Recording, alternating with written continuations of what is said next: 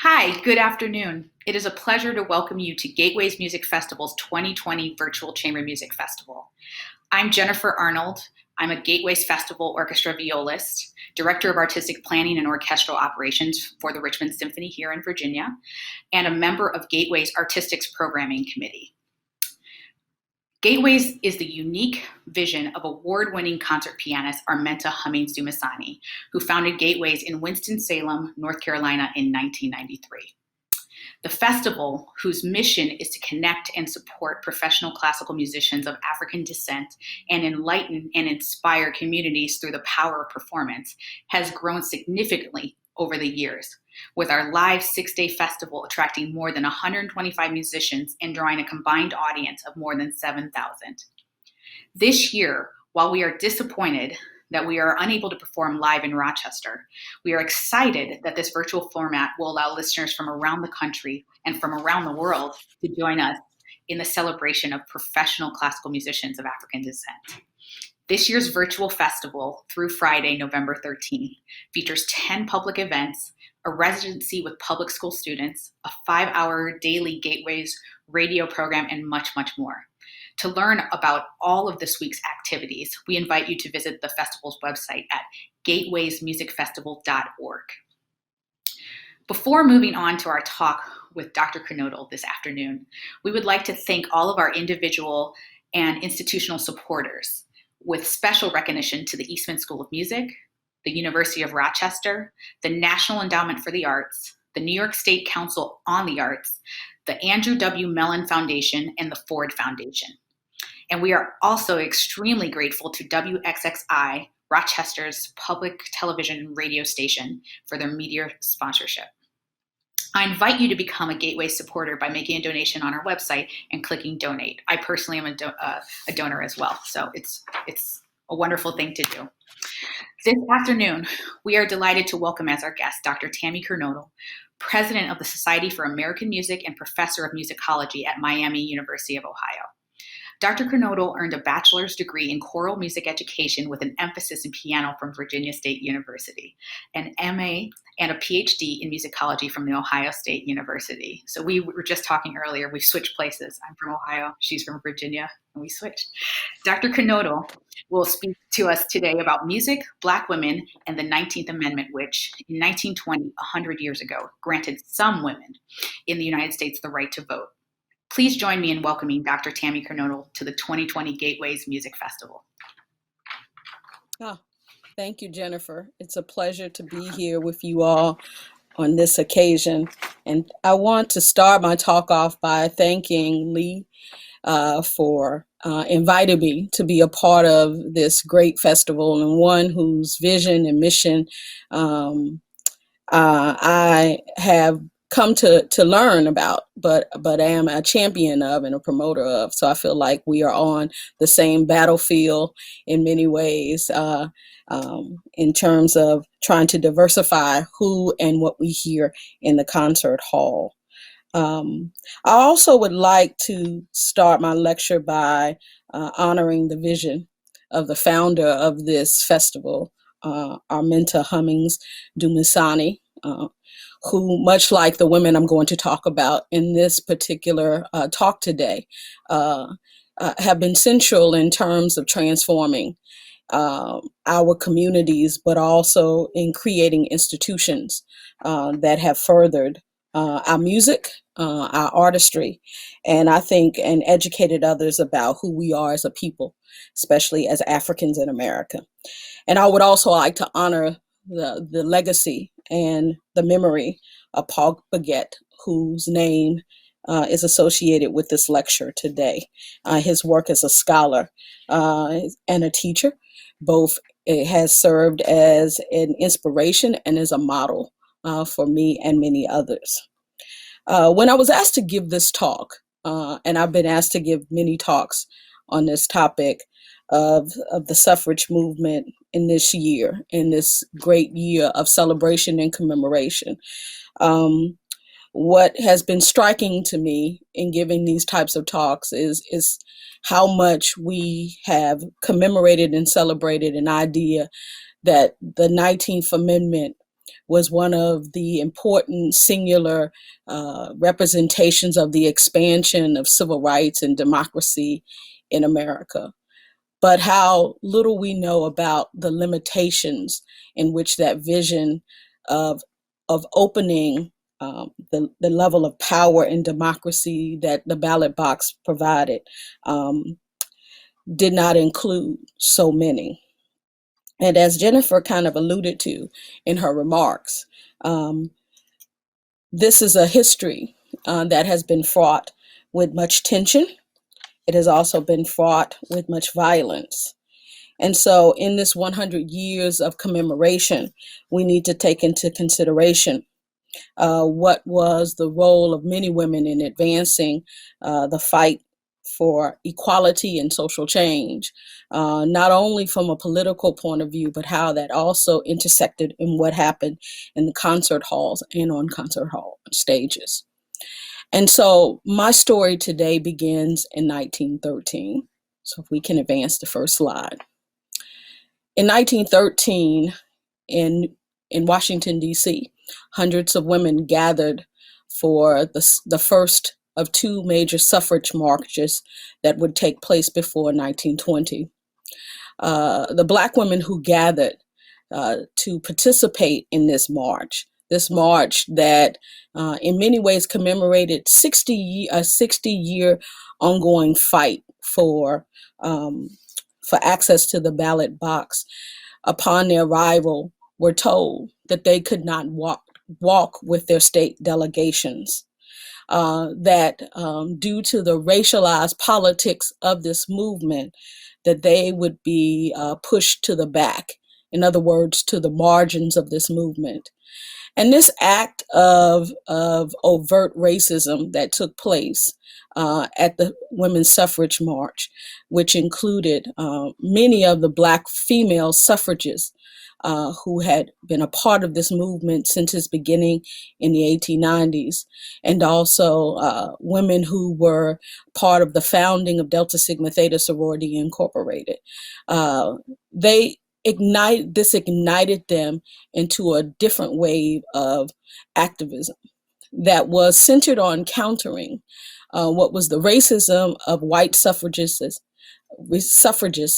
and also the sexism of Black men who, by virtue of the 15th Amendment, had received the right to vote, access to the ballot box. So as a result of this racism, in 1913, can we have the next slide? Ida B. Wells, the radical journalist and activist, founded the Alpha Suffrage Club in Chicago. The same year that composer, pianist, activist, and educator Margaret Bonds would be born. It was in this cloud of racism and sexism that Ida B. Wells set about mass mobilizing the women of Chicago, the Black women of Chicago. She believed that Black women could be a significant voting bloc. And so she set about not just mass mobilizing them and registering women to vote, but also educating them about the voting process and sending them out into the community to register other voters.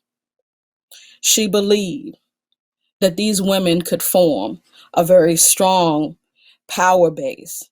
And that would prove to be true because in 1915, Chicago, based out of the activism of these women, elected its first Black alderman.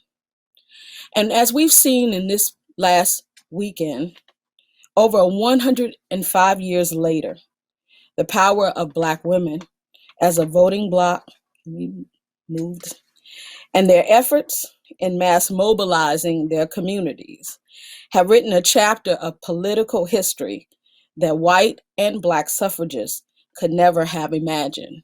Can we have the next slide, please? The election of Kamala Harris as the first female vice president, but also the first woman of color in such a high role, is emblematic of the vision that was birthed by Ida B. Wells, Frances Harper, Anna Julia Cooper, Mary Church Terrell, and other Black suffragists who saw themselves and envisioned themselves as part of the system of democracy. Even though these women envisioned themselves as significant power brokers, it would be a significant fight in accessing that power through the ballot. In fact, while Native American women, Indigenous women, and some Asian women would gain the right to vote in the 1940s and 50s, respectively, it would take the 1960s until Blacks could really have full access to voting rights. In 1964, major federal legislation prohibited the use of poll taxes and literacy tests in prohibiting rights to vote. But in 1965, we have the passage of the Voting Rights Act that was significant in giving Blacks the full access to this right to vote. It was also during this period that composer, performer, and activist Margaret Bond set about writing what would prove to be one of her significant works during this period. Following a tour of Alabama in 1963, Bonds, who had already set about using her music as a form of protest and advancing the cause of Black freedom on stages throughout the United States, set about writing the Montgomery Variations.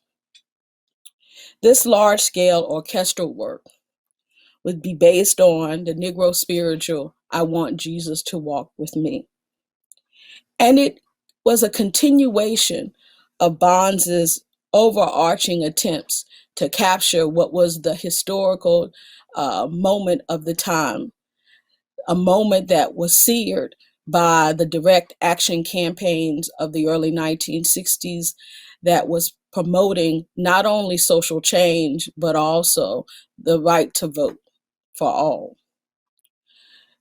This piece would come to be known as Bonds's magnus opus, although she would never hear it performed in her own time.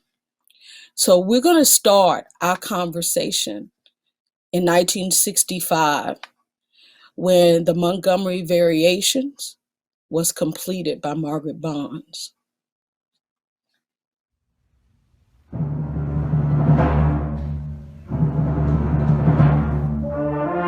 Can we play the clip, please?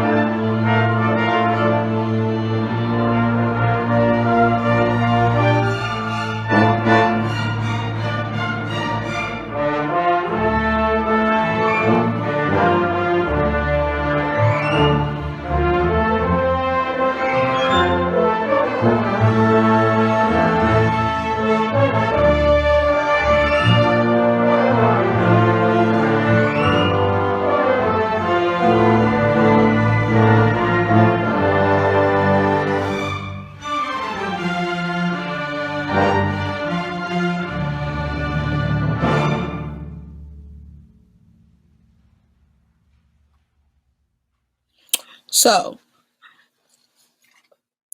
in the time that has been allotted to me today, I want to draw on Margaret Bonds as an example of how the fight for social justice and social change uh, reverberated in the music of Black women composers, particularly those that appeared in great promotion after the decade following World War II, and using the Montgomery Variations. What I hope to show is how Margaret Bonds uh, exploited or furthered the rhetoric of the civil rights movement, and much like other Black women who were significant in shaping what was the public narrative of music uh, and social rights within these respective spheres.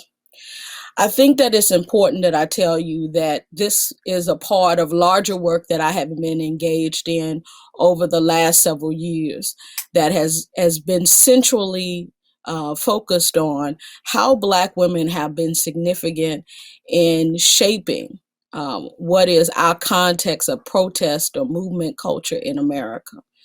This is a long history that has largely been centered around popular music genres, jazz and R&B and soul and gospel music. And so my scholarship draws on many different scholars and their works and many different frameworks.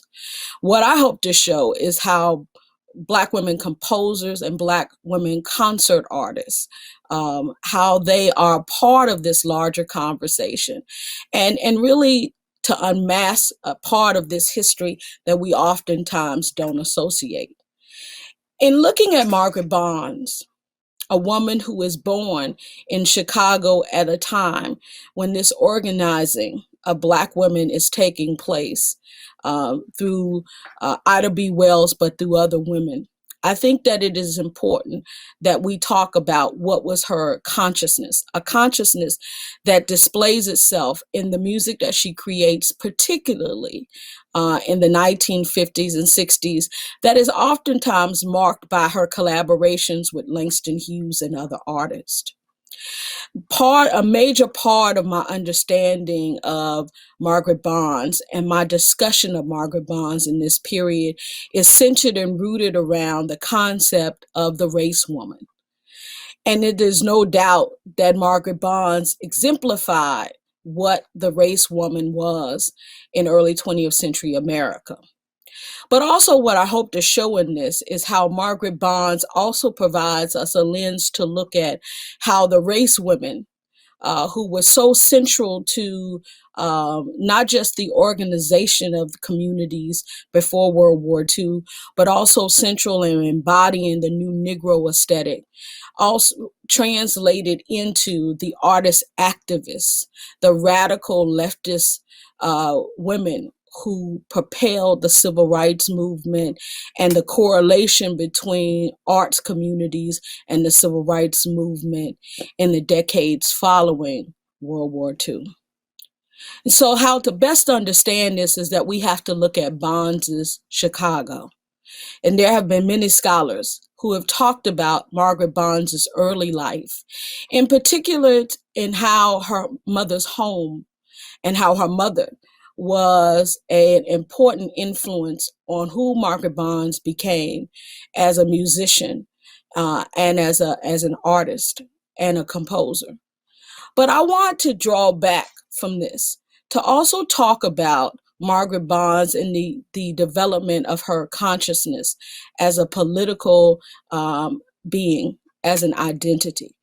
And I believe in order to understand that, we must look at her father, who was central to expressing and documenting the ideology of racial uplift during this period.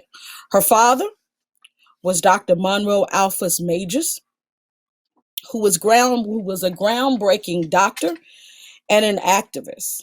He was one of the first African American doctors to actually pass the California Board of Medicine. And he opened one of the first Black pharmacists in Waco, Texas, and also was one of the founding members of the first Black hospital in the South during the 19th century. Estelle Bonds was the second of two wives that Dr. Majors would have in his lifetime. But much of his life and much of his championing of Black women as examples of racial uplift is what framed Margaret's early consciousness about who she was, and what was the purpose behind what she was attempting to do. Dr. Majors has been historicized greatly for his work accomplished Afro-American women in the Victorian age, which was published in 1893. And the women who are profiled in this particular compendium speak to a genealogy in which Dr. Majors and Estelle Bonds envisioned Margaret to be part of.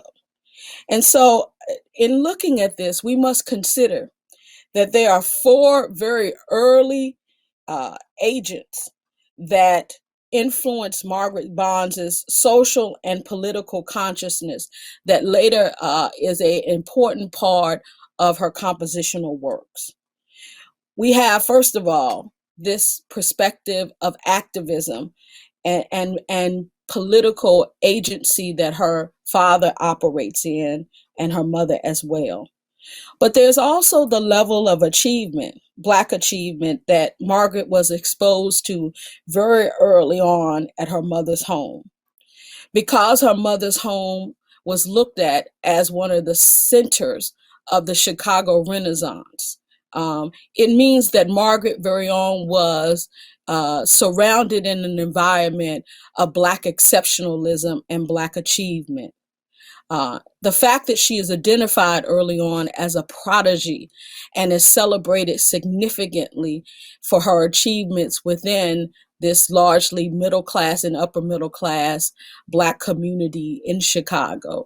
It means that Margaret, even as a young child, was already immersed in this racial uplift mentality or ideology. But in addition to Margaret's home, we must consider what was the social and the political climate of Chicago during this period of the Renaissance, the late teens and into the early 1930s. In addition to the kind of organizing that has been historicized by Samantha Agee and Helen Walker Hill and many other scholars in reference to the founding of the National Association of Negro Musicians and the founding of the Chicago Music Association, which was deeply indebted to the labor, the intellectual and the cultural labor of Black women. Chicago's social and political culture was also being shaped by other Black women who organized. And this spirit of organization is what we will see embodied by Margaret Bonds much later. In addition to Ida B. Wells' Afro Suffrage Club, we also had the National Association of Colored Women. We also had a number of Black Greek letter organizations, including the Black sororities of Delta Sigma Theta and Alpha Kappa Alpha, later adding Zeta Phi Beta. And these were organizations that Margaret engaged with early on before her college years. We know this because Margaret was given various scholarships from these organizations, and these scholarships being a recognition of how Margaret and her achievements, even before reaching Northwestern University in 1929, were central to this community's identity and politics of assimilation and racial uplift. There were also the churches that Margaret would have navigated with her mother, churches that were also being propelled and strengthened by the organizing of women in auxiliary clubs and also missionary societies. And so these things serve as important frameworks for us understanding what came to be Margaret's positioning of herself within this culture of racial uplift and the politics of respectability. There is also another key period in us understanding how we get to the Montgomery Variations, to the Ballad of the Brown King, and all of the very poignant compositions that mark Margaret's engagement with the civil rights movement in the 1960s. That period begins in 1929, and we can also mark that period as kind of ending in 1939. It is in this period that Margaret first attends Northwestern University. It's there that she encounters directly for the first time racism. And it's a racism that is so jarring that it draws Margaret into a deep type of self-inventory. And she says, as been quoted by many different scholars, that she finds her solace, she finds her footing, she finds her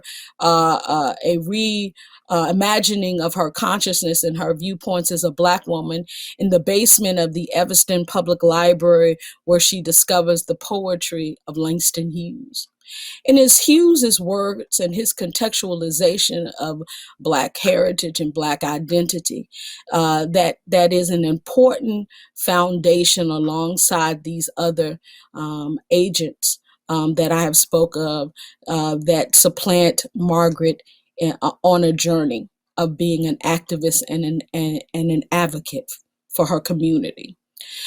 Also during this period, we have Margaret beginning to engage with the Federal Theater Project.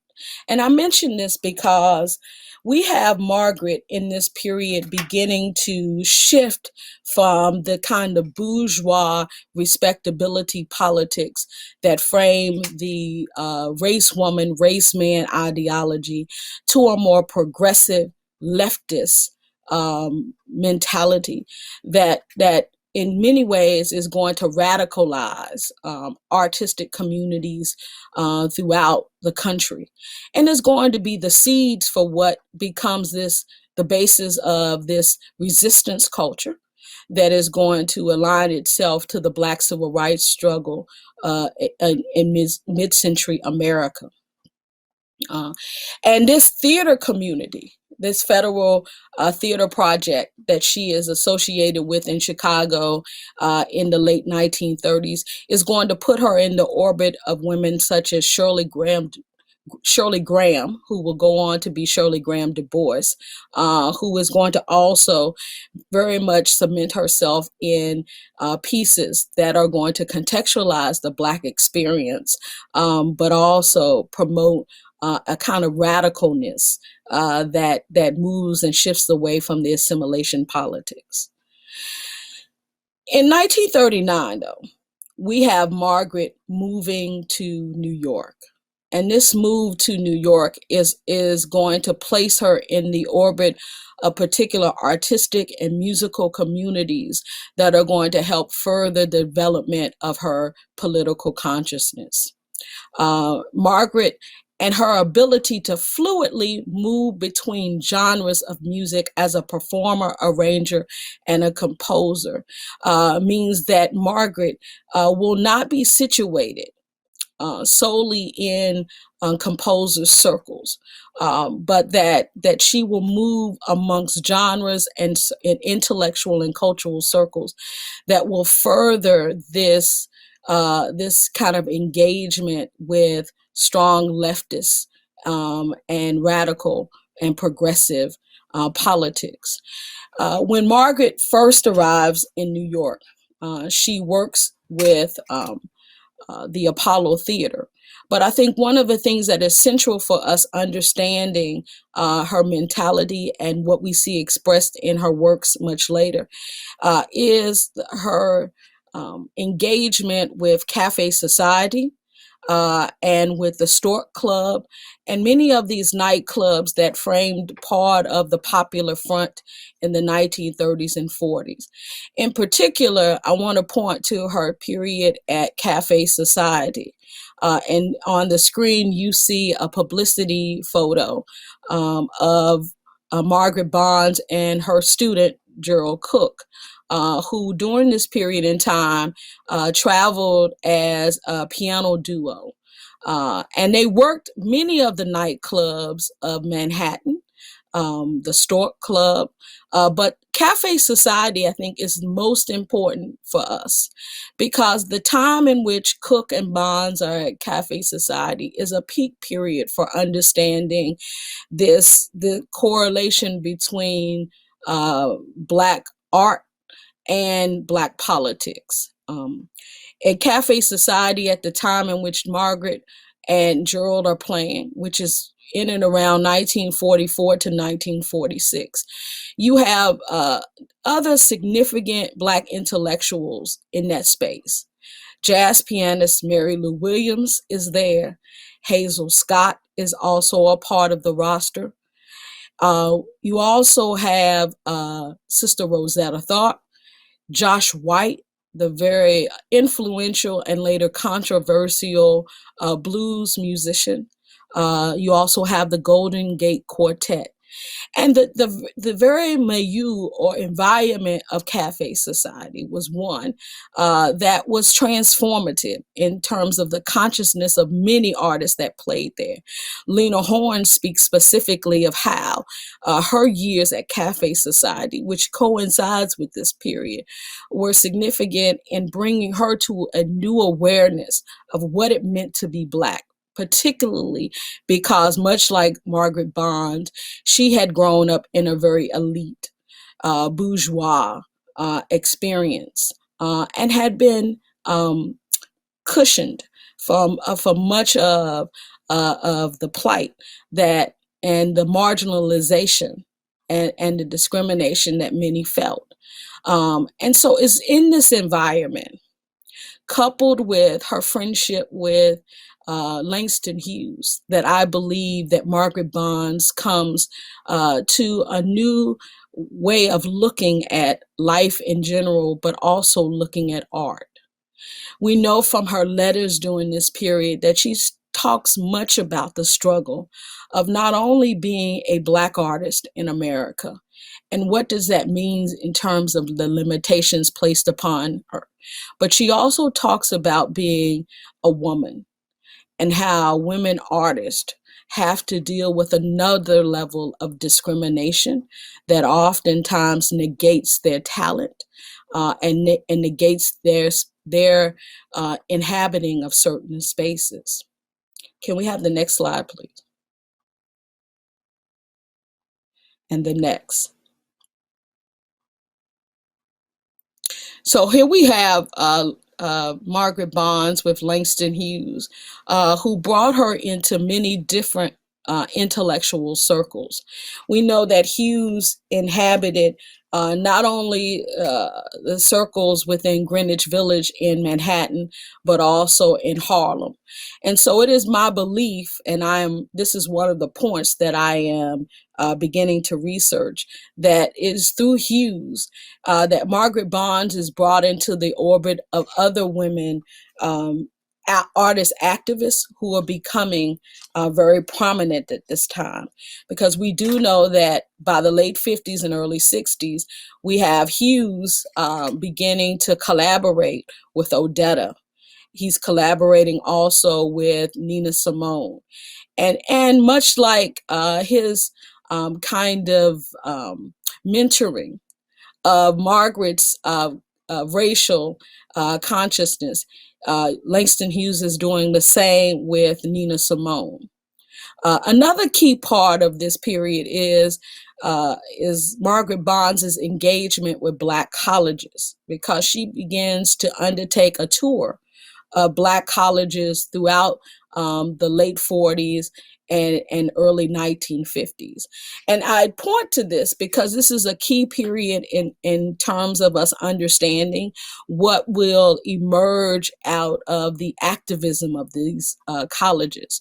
The Black students that are part of this confluence or network of Black colleges that stretch throughout the South will become really the foundation of a wave of activism that will jettison Dr. King's movement from just simply marches and boycotts to campaigns of direct, nonviolent resistance in the 1960s.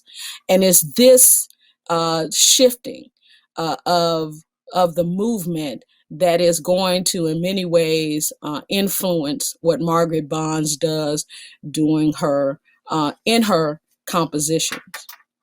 And so I want to segue for a minute and begin to contextualize Margaret Bonds' work within a larger understanding of Black women's culture, but also in reference to Black concert traditions as well.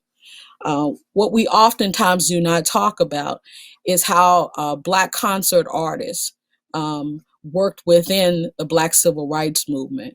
As I stated at the beginning of this talk, there has been much discussion about how jazz musicians, folk musicians, but even amateur grassroots musicians on the ground were significant in marrying music and social protest. But in the 1950s, late 1950s and 60s, particularly with the rise of Dr. King as the lead of a new wave of activism as part of this long Black civil rights struggle, a number of Black concert artists and composers aligned themselves with Dr. King and his Southern Christian Leadership Conference. Most notable is Eva Jesse, who did numerous benefit concerts for Dr. King, as well as opera singer Camilla Williams, who coming from Danville, Virginia, which happens to be my hometown, and the site of one of the bloodiest civil rights struggles outside of Birmingham and Montgomery, was central to concertizing and raising money for King. Jesse oftentimes utilized William Grant Stills, and they lynched him on a tree as one of the modes of protest that she presented doing these benefit concerts. And so these are women who are engaging directly with the movement, raising funds and using their talents. I also want to make note of Coretta Scott King, who as a trained vocalist also did a number of recitals and concerts that benefited the movement. And so the SCLC in particular, King's movement, that movement organization that drew on a coalition of pastors, was significant in engaging concert and classical musicians. Now that's very different from what we see coming from SNCC, the Student Nonviolent Coordinating Committee, or from CORE, the Congress of Racial Equality, which seem to focus on creating coalitions with the folk movement community, but also with artists such as Nina Simone and jazz artists such as Thelonious Monk, who came to the aid of them. And I say all of this to say that while we oftentimes look at the civil rights movement as one central kind of phenomenon, there were many different layers to the movement and many different movement organizations who sought to have a very wide and expansive platform that would reach all of the different sectors of the Black community and white America. And so Margaret Bonds's correlation with this has to do with her participation in a number of benefit concerts, but also to the body of works that she begins to create in the late 50s and 60s. Most notably, even though I will not talk about these pieces in this talk, are The Ballad of the Brown King, Simon Bore the Cross, which are two works that attempted to situate Black people within this larger historical framework of biblical stories. The King of the Magi being the basis of the Ballad of the Black King, and Simon of Cyrene, who bore the cross of Jesus as he was on his way to Calvary. They reposition Black lives within these larger historical contexts.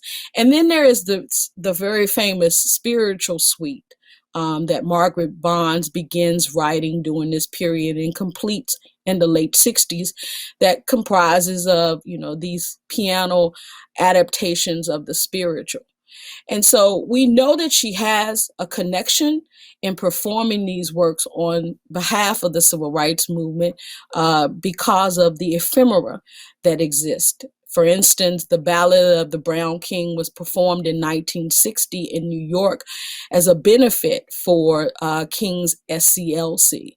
And so we have Margaret Bonds in embodying what this artist activist culture is emerging out of the Black civil rights movement. And so that gets us then to the focus of this talk, which is the work, the Montgomery Variations. So can we shift to the next slide? Yes. So the Montgomery Variations is a piece that I said at the very beginning that was inspired by a 1963 tour of Montgomery, Alabama, and the surrounding area that Margaret engaged in with Carol Bryce, the very famous contralto's brother, Eugene Bryce, and a group called the Manhattan Melodaires. And the time that Margaret spent in Montgomery seems to have furthered her perspectives about the civil rights movement. She writes in an undated document that is contained in her collection at Georgetown University, the basis of this particular piece, which I identify as a symphonic poem that is centered in 7 different variations that are based upon the spiritual, I want Jesus to walk with me. Now, let me give some context about 1963 and the civil rights movement, because of all the years that we can talk about in the civil rights movement, the years in which this particular piece comes to fruition, the years 63 to 65 when it is completed, is perhaps the most pivotal period of the movement. 63 is marked by, as perhaps the high point of the Black civil rights struggle, largely because of the March on Washington for Jobs and Freedom. And I like to point out as a way of emphasizing my contextualization of Black concert artists and composers in the civil rights movement, that Eva Jesse served as the official music director of the March on Washington, and Camilla Williams, as well as Marian Anderson, were amongst the musicians that performed on that particular day. I know that we oftentimes get a very limited view of the March on Washington and a focus on particular artists, but concert artists in particular, Black female concert artists, were an important part in promoting this notion of Black exceptionalism and the assimilation politics that were on display in Washington on that day. But that high point of the movement, August 28th, 1963, and the optimism that not only Dr. King's speech, but the fact that that movement moved and shifted from being centrally an American movement to being viewed globally and internationally through another type of political lens, was all shattered when 2 weeks after that, the 16th Street Baptist Church in Birmingham was bombed and 4 little girls are killed. That carnage that begins there was amplified by the assassination of President Kennedy, in November of that, and swept into 1964 with the increasing bombings of churches, but also the Freedom Summer murders that took place in Mississippi during the Freedom Summer project that was geared to registering Black Mississippians to vote.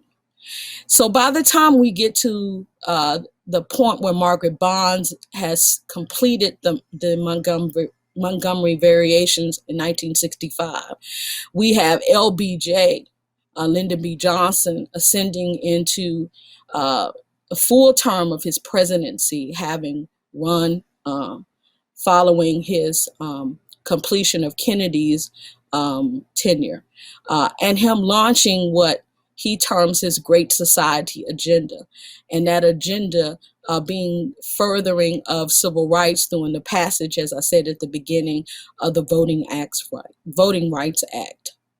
And so what we have in this piece is Margaret Bonds capturing or encapsulating what has been the peak of the Dr. King years of the civil rights movement in the Montgomery Variations. Each movement marks a particular moment historically and chronologically, but it also marks the sentiment of the movement. As Bonds writes a very detailed program of each of these movements. And so this piece is situated chronologically in 1955 with the beginning of the Montgomery bus boycott, which many people see as the beginning of a new wave of activism that is marked by, not just the arrest of Rosa Parks, but also the killing of Emmett Till. It moves then through the culture of the movement by looking at the prayer meetings and mass meetings that begin to become an incubator of this strategy of nonviolent but radical resistance. It moves through the culture of the marches, and it begins to unpack what are these different sentiments and representations of the movement. And so I want to go back to where we started this talk and look at movement number one. But first, I want to talk about the spiritual I Want Jesus to Walk With Me, because this is not a random, I believe, a random choice by Margaret Bonds, but I think it is emblematic of what Bonds no doubt observed during her travels in Alabama during 1963. So if we can move the slide as I talk, we can set up. Don't play the example yet. I want to contextualize her use of this spiritual because I want to make clear how Black women were operating as these agents of change. As Belinda Robinette talks in her work about women as bridge leaders, in the civil rights movement, particularly in the 1960s, as they moved to these more direct action campaigns, music became a central strategy for nonviolent resistance. One of the central agents in bridging the gap between these Black, poor, working class communities and movement organizations were Black women who were part of those communities. And what I've noticed in my research is that by 1963, there are two ways in which Black women are engaging with this music. They're engaging with it as a strategy, but you have young Black women who are aligned or coming out of these Black colleges that are geographically in proximity to these cities and movement organizations that are hosting or the host of these direct action campaigns, drawing on their experiences with Black congregational music. But then you also have an older generation of women who are beginning to emerge within the movement as part of this grassroots leadership, who are pulling on other repertory. And so while there is a core repertory that is being cultivated by movement organizers and by activists, and what I mean by that, what we think about, like we shall overcome, we shall not be moved, these spirituals and gospel songs that have been recomposed to fit movement activities. Older song leaders, more seasoned song leaders like Fannie Lou Hamer, who is pictured here, tended to draw on a vaster repertory of songs. And Fannie Lou Hamer in particular is important because she points to what has been a long historical level of engagement between song and activism. She talks very poignantly about how her mother used song as a method of mass mobilizing individuals even before the movement comes to Sunflower, Mississippi, where she is located. And these song leaders become an important part of the leadership and the strategy of these civil rights organizations, not only engaging people in the act of singing in mass meetings, but also utilizing these songs in moments of embodied resistance. The sit-ins, the wait-ins, the marches, the pray-ins. And so their repertory and their cultivation of these songs and their curation and their methodology of employing certain songs when needed was key in these movements. And I have no doubt that this is what Margaret Bonds visualized when she went to the South. One of the core songs that was often associated with Fannie Lou Hamer was the song Walk With Me, Lord, or what is also known as I Want Jesus to Walk With Me. So I want us to hear Fannie Lou Hamer first in this mass meeting setting, and then we'll go to Margaret Bonds. Walk with me, now Lord, walk with me. While I'm on this Jesus journey, I want Jesus to walk with me, be my friend, now Lord, be my friend, be my friend, now Lord, be my friend, while I'm on this Jesus journey, I want Jesus to walk with me, make a way for me, now Lord, make a way for me, make a way for me, now Lord, make a way for me, while I'm on this Jesus journey, I want Jesus to walk with me.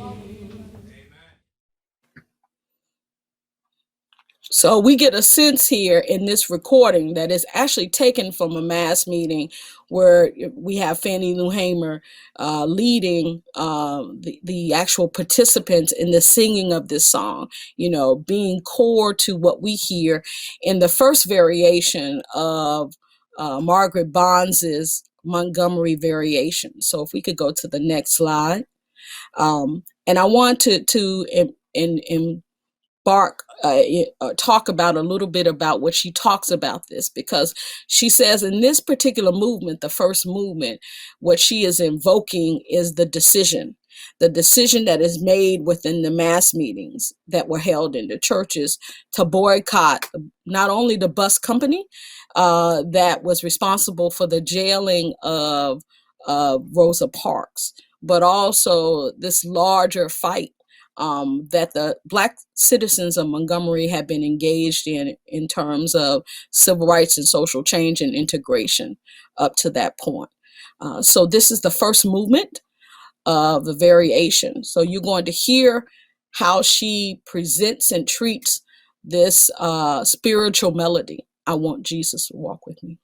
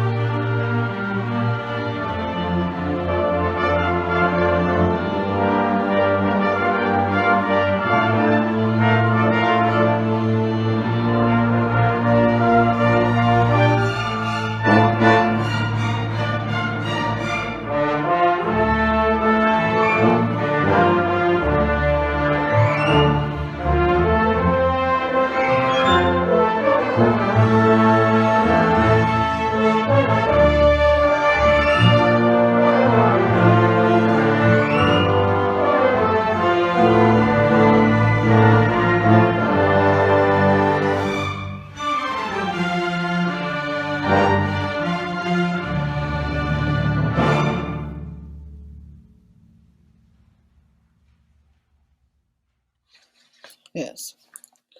So to end my discussion on this music, I'd like to move to another variation that I feel like encapsulates how Margaret Bonds also embedded herself in this larger context of social change that was being mediated by Black women musicians. We can go to the next slide, please. The fourth variation of this piece is referred to as Down in Dixie.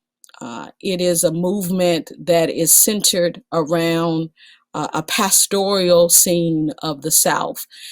In particular, Margaret speaks of how the Spanish moss trees, the pink magnolias, these symbols of the pastoral South, are awakening in the 1960s, that change is beginning to happen. It is this movement that in many ways aligns her with a larger conversation that had been taking place in the music of many Black women in terms of these Southern trees and their historical connection to lynching. Ironically, this is also one of the ways in which Margaret Bonds ideologically links to the work of Ida B. Wells, who framed the very beginning of this conversation. In 1892, Ida B. Wells set out to research the culture of lynching in America. She was inspired by the lynching of one of her close and dear friends.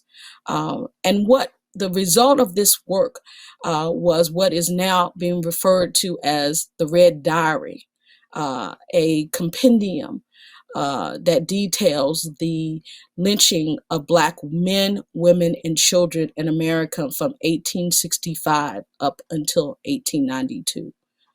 And that discussion of lynching became central to the politics of the movement in this early wave during the Renaissance years. When we talk about those conversations about surrounding lynching in popular culture, those conversations have been largely initiated in the popular songs of Black women.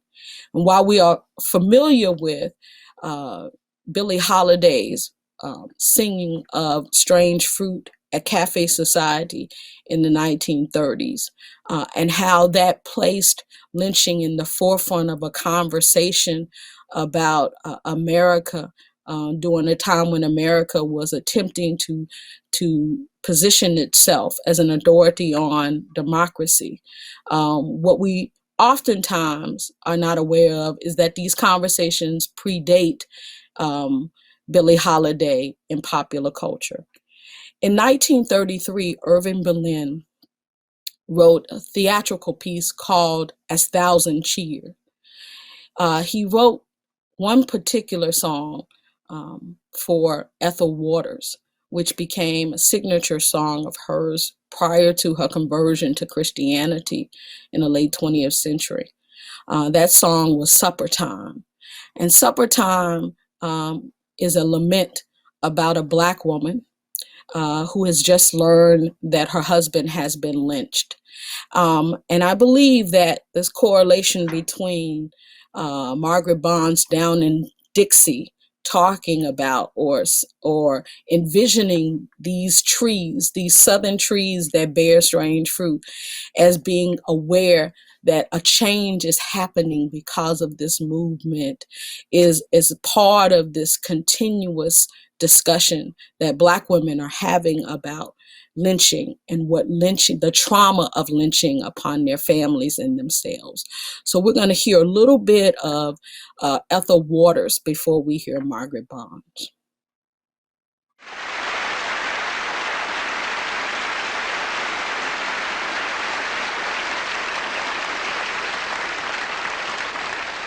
When Irving Berlin wrote the score to the Broadway show, As Thousands Cheer, he composed one song especially for Ethel Waters. It's the story of a woman who just received word that her husband has been lynched by a frenzied mob. Here now, accompanied by Reginald Bean, is Miss Waters performing the unforgettable Supper Time.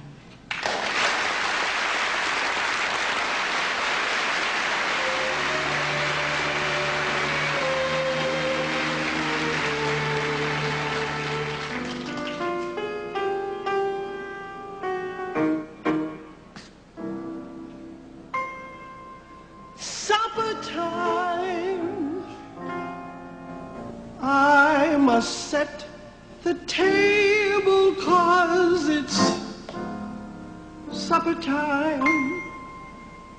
Somehow I ain't able 'cause that man of mine ain't coming home no more.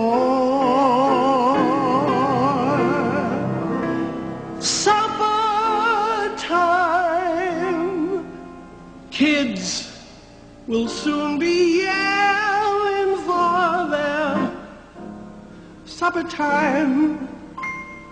How I keep from telling them that man of mine ain't coming home no more. How I keep explaining when they ask me where he's gone. How I keep from crying when I bring their supper on. How can I remind them to pray at their humble board? How can I be thankful when they start to thank the Lord? Supper time, I set the table 'cause it's supper time. Somehow I ain't able 'cause that man of mine ain't coming home, no.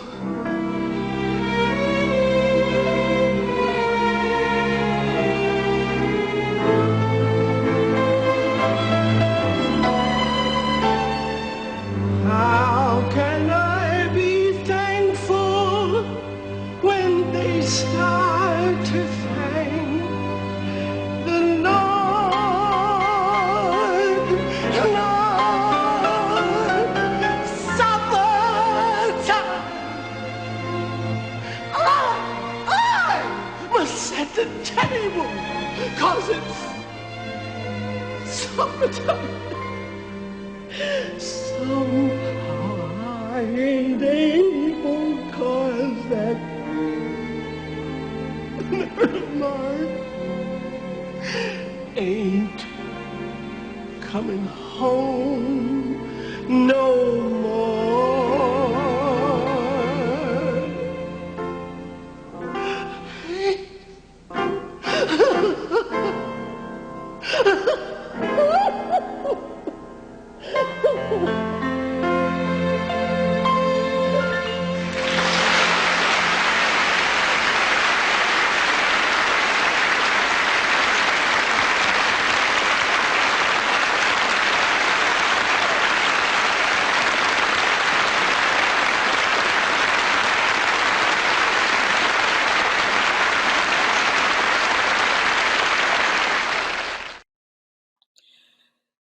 So if we can go to the next screen, it is my belief that when we take into context this variation of Down in the Dixie, which you see the description by Margaret Bonds um, in light of this overarching musical conversation that is being etched out by Black women, what we have is Margaret situating herself in this conversation. While I cannot talk about it in real detail, and if people have questions, I will, it's my belief that when you listen to the original recording of Strange Fruit and you hear this lush arrangement at the introduction, or you listen to even Ethel Waters' Supper Time and the subtleness of the musical setting, that these particular devices are designed in many ways to kind of masquerade what is this simmering anger that Black women are expressing about the trauma that they are inflicted with through lynching. So we will hear Margaret Bonds' fourth variation, Down in the Dixie.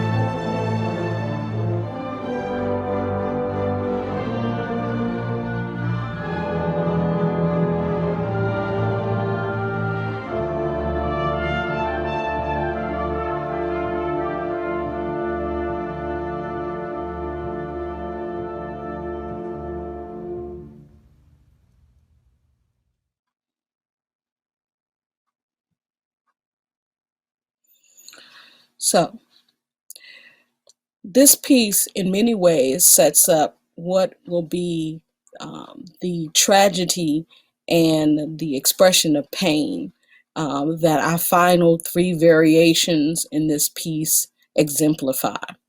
I believe it's quite poignant that Margaret chooses to end this piece with movements that really establish what was the horror and the pain that came out of the bombing of the 16th Street Baptist Church. And so while I'm unable for the sake of time to really talk about these explicitly or to play them, I do want to point out that the following movement is after this is called Sunday Morning, which is about these young girls in the basement of the 16th Street Baptist Church preparing to transition from Sunday school into the worship service, and how the innocent nature of who they are is destroyed in this bombing.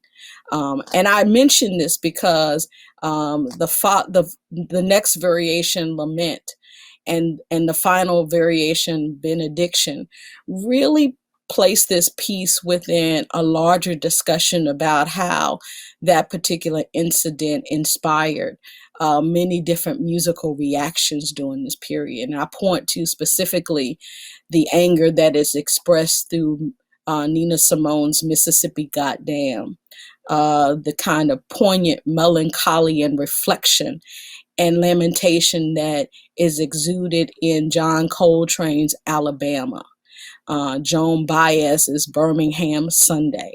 And so, this piece is part of a larger conversation that is historicizing what are the events and the people and the sentiment of this time.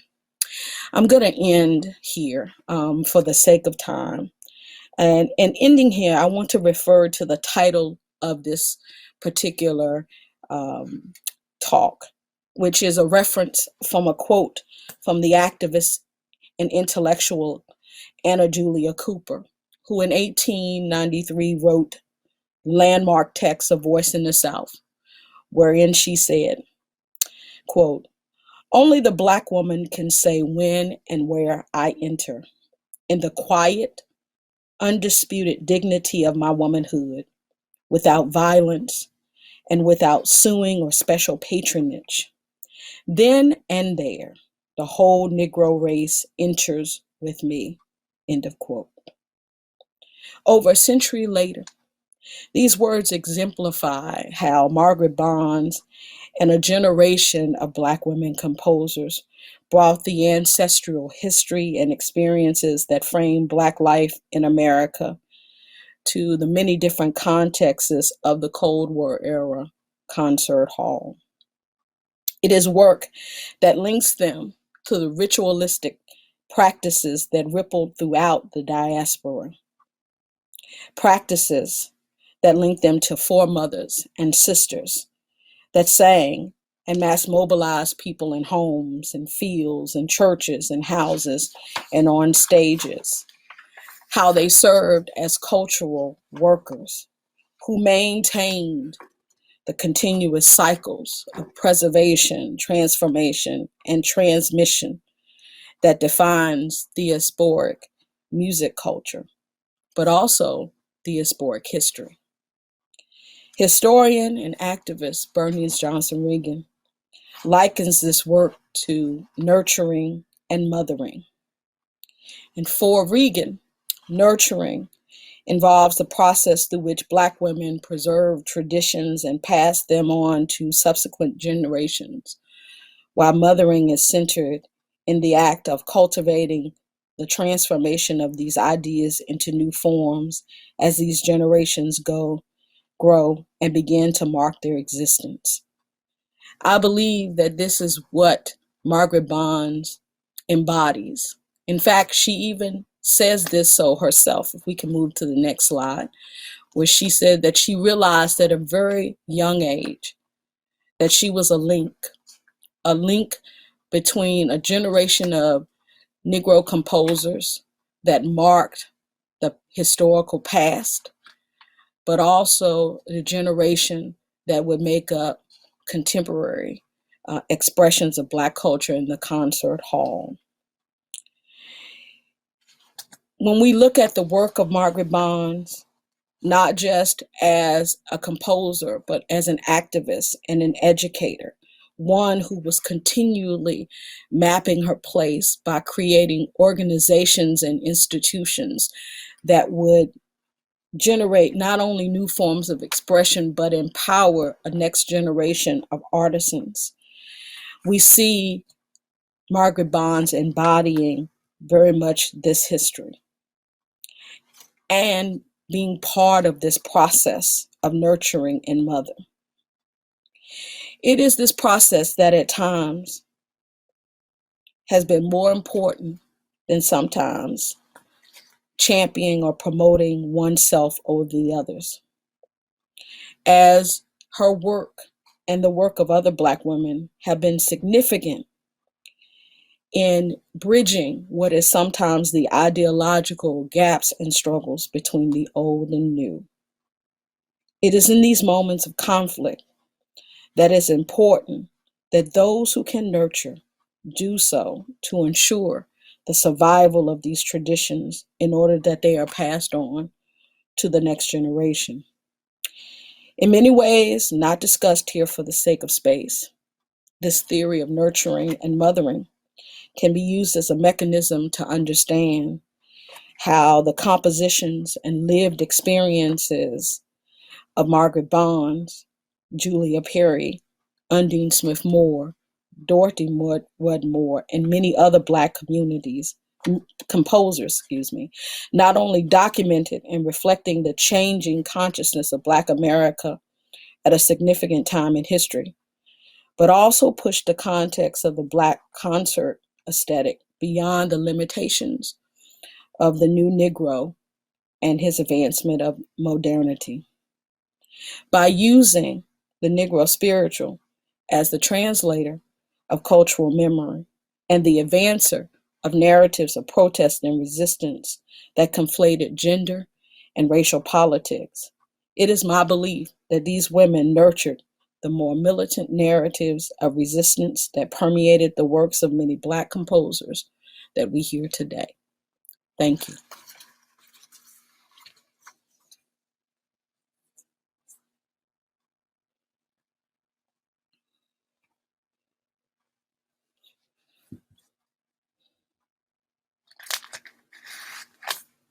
Sorry, I'm talking and I'm muted. I'm sorry. I was just in awe of what just happened.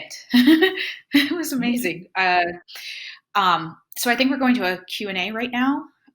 So if anyone has questions, please submit them. And I just want to say besides this talk, I was just thinking, I went to a major conservatory and you don't learn any of this. And so I was just like fascinated this whole time about everything you were talking about.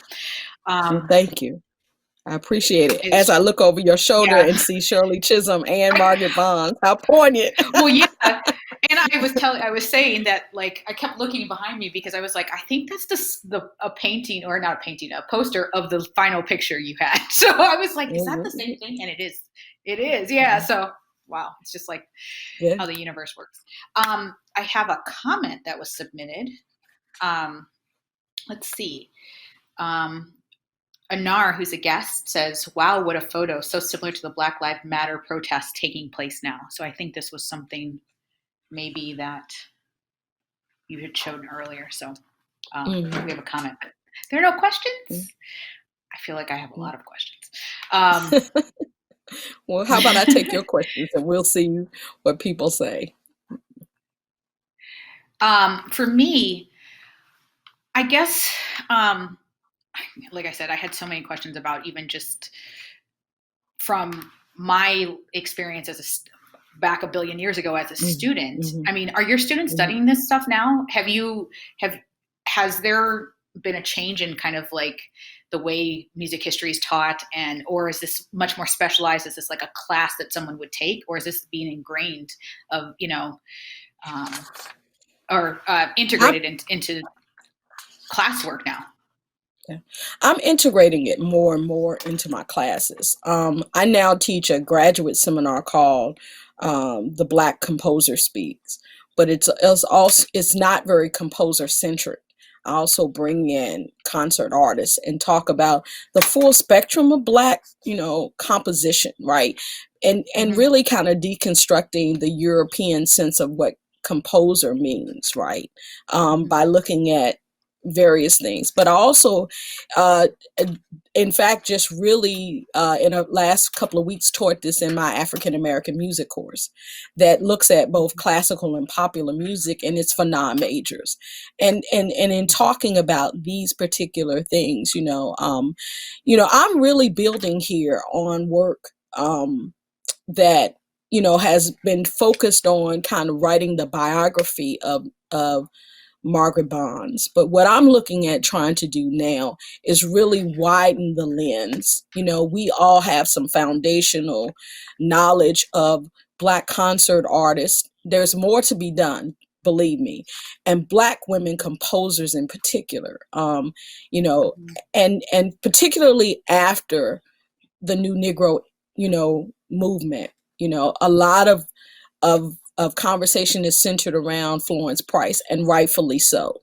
But I'm also saying who else, and I'm also asking the questions: what are they doing that goes beyond just simply concertizing? And what I couldn't really express in this is just the way in which Margaret Bonds really embeds herself into not only these spaces that we know are producing this resistance culture, but how she is also creating a new type of protest music that is being promoted through the concert hall. And we don't think about that until we get into the late 20th century, right?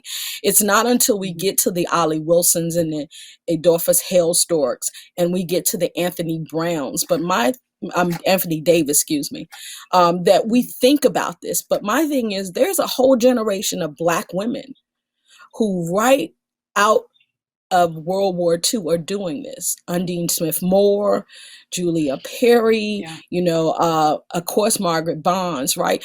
But Bonds is different from them in that Bonds is in these circles. She's moving fluidly between concert music and jazz and theater, right? So she's in the circle with Lorraine Hansberry. She's in a circle with Claudia Jones. She's in these circles where these women are leftists and communists, and these kind of things do show up in her work. We know that because of her allegiance with Langston Hughes. And so my thing is to draw this even more deeper and to also connect her to those kind of women's organizations that I talked about, because I have evidence that she was linked to them. The National Association of Colored Women, actually profiled her, and gave her an award. She was a member of Alpha Kappa Alpha sorority, but she also worked with my sorority, Delta Sigma Theta, who sponsored her, as part of benefit concerts, right? So it's about really unmasking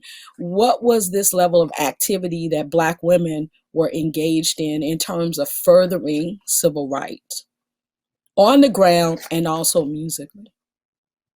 Yes. A couple questions have come through. So a guest has asked, has said, wonderful talk. Can you talk more about the relevance of Negro spirituals to anti-Black racism today? To anti-Black racism. So can that person give me a little bit more context so that I understand their question? What's the relevance?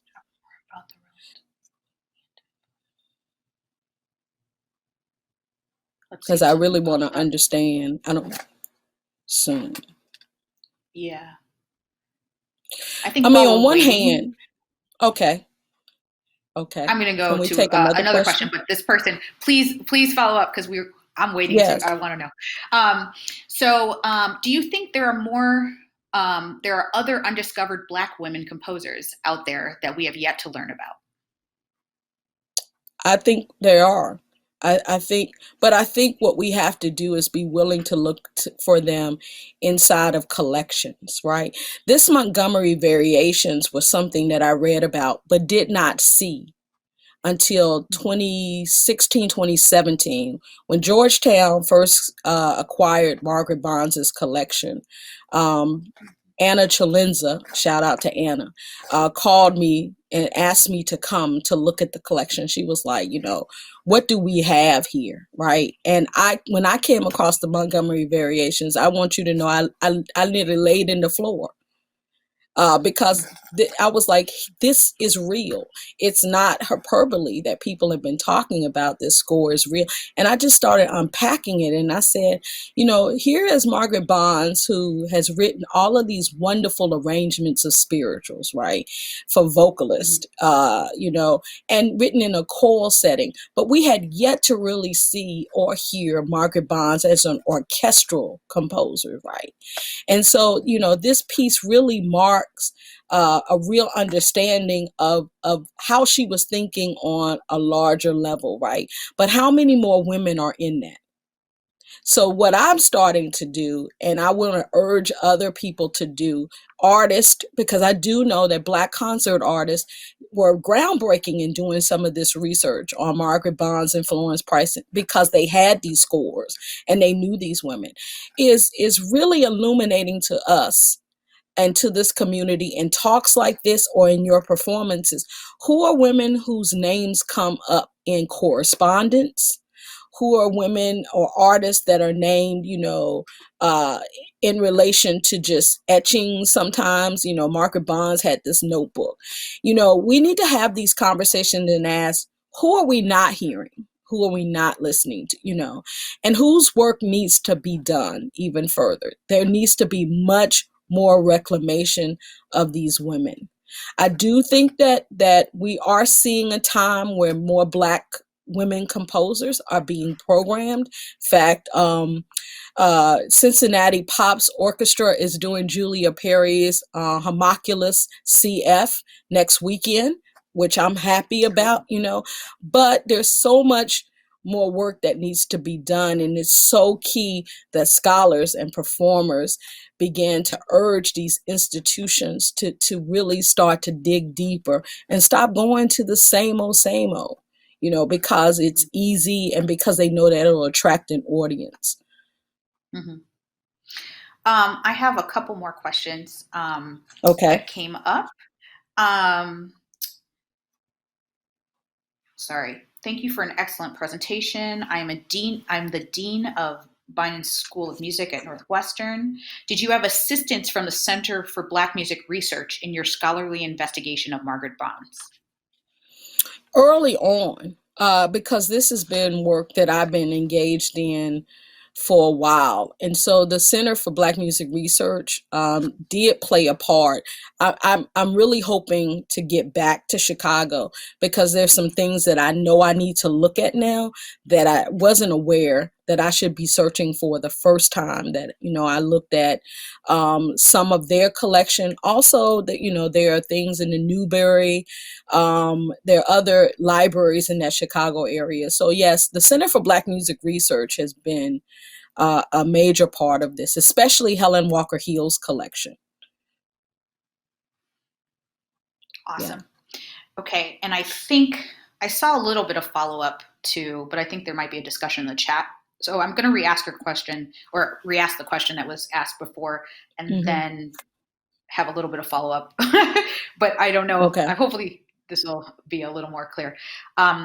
Okay, can you talk more about the relevance of Negro spirituals to anti-Black racism today? And the follow-up is, spirituals seem to take us back to slavery.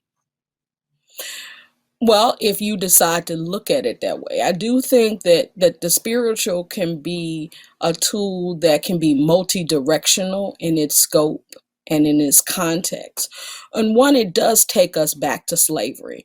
And I say to people who say, that we should get over slavery.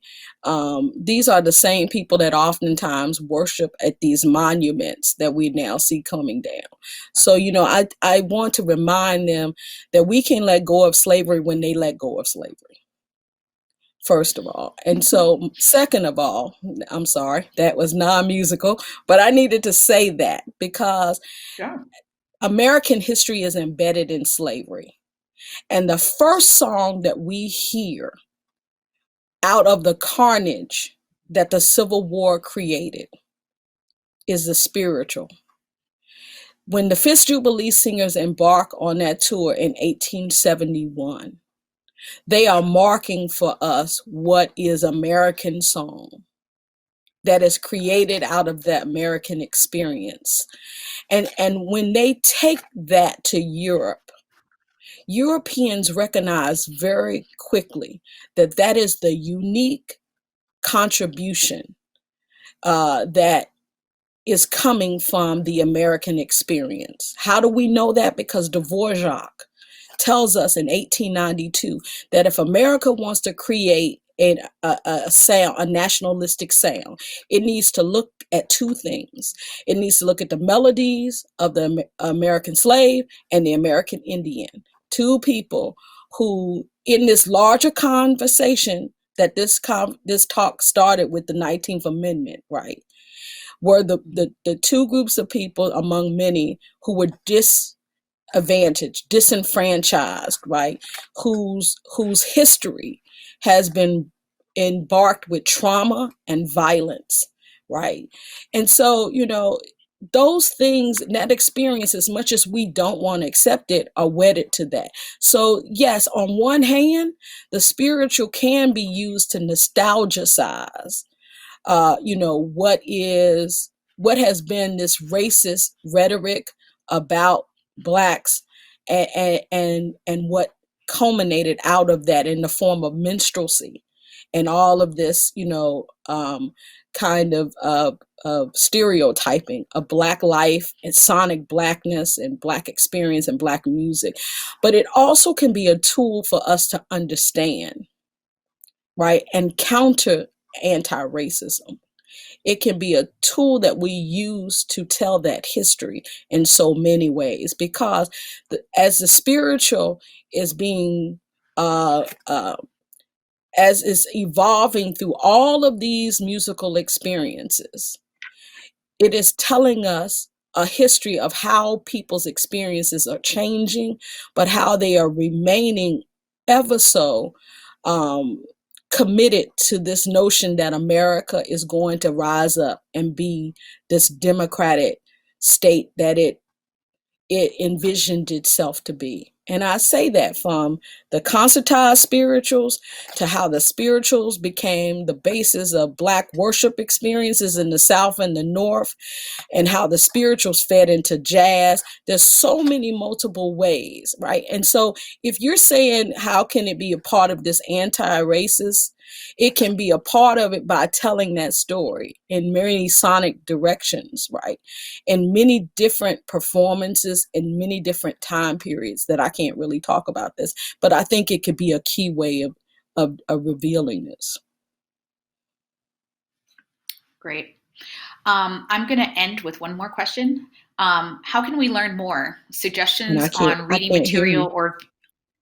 Oh, no. Sorry. Is this better? Just a little better, Tammy? Okay. How can we learn more? Okay. Wait. That's because I hit mute. Sorry about that, everyone. Live.